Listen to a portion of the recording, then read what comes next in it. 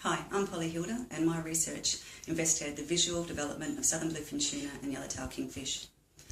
This was in order to identify any species-specific retinal adaptations that might have important culture implications. Both species exhibit major bottlenecks during their larval culture.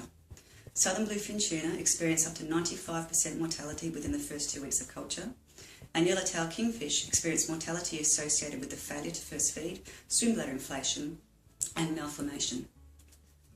To undertake the study, I took a multidisciplinary approach. Firstly, I looked at behavioural feeding experiments with the fish in different visual environments. Secondly, I had a look at the spectral sensitivity of the larvae, measured through microspectrophotometry. And thirdly, I looked at the development of the eye using histology. The study found fundamental differences between the larvae and their light requirements. Yellowtail kingfish have a visual environment that requires high light intensity, whereas southern bluefin tuna are visually adapted to feed in low light intensity in the blue spectrum. While tuna larvae are affected by high light intensities, what the study did show through the feeding behaviours was that they can feed across a broad range of visual environments, indicating that initial mortality is probably not associated with a failure to initiate first feeding and possibly is associated with the use of high light in culture. In comparison, yellowtail kingfish showed a much narrower environmental window for first feeding, and this is a critical area in their larvae culture. Thanks for your interest in my research. If you'd like to know more, please visit the Seafood CRC website.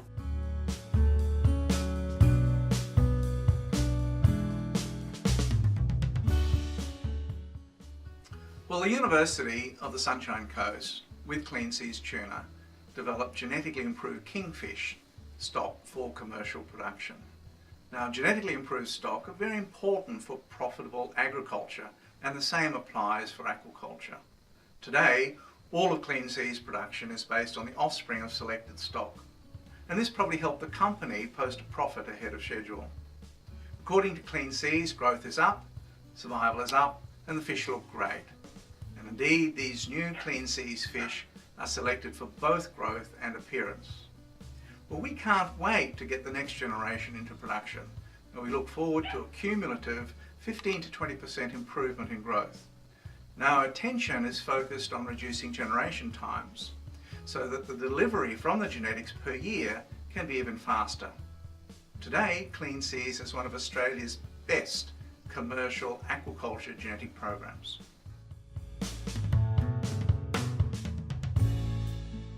Hi, my name is Matthew Bantimer and I'm an Australian Seafood CRC PhD candidate from Flinders University in SAIDI Aquatic Sciences.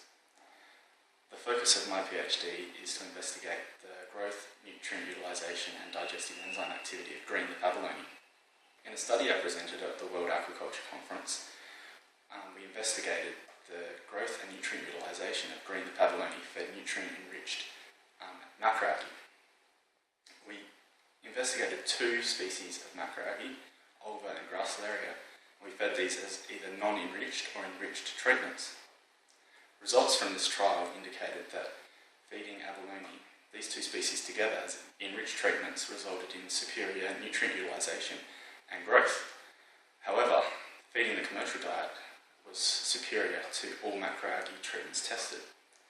The aim of my next trial is to investigate dried macroalgae inclusions into formulated diets, as this may be a more practical way to feed abalone macroalgae.